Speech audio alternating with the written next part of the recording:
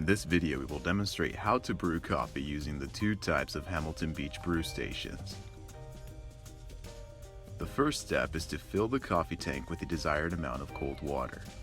Holding the coffee tank level, use the water level guide on the side of the coffee tank to ensure the correct amount of water is used.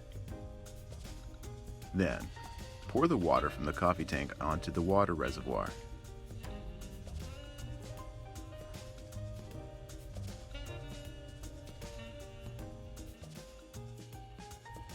Place the filter basket on top of the coffee tank. Then, place the coffee tank on the Keep Warm plate. You will be provided with 4-cup in-room Folgers filter packs. Place the provided coffee on the filter basket. In similar fashion, the second Hamilton Beach brew station also features a coffee tank and reservoir, which are loaded in the same way.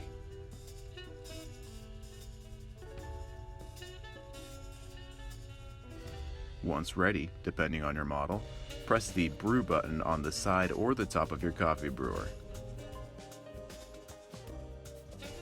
And that's it.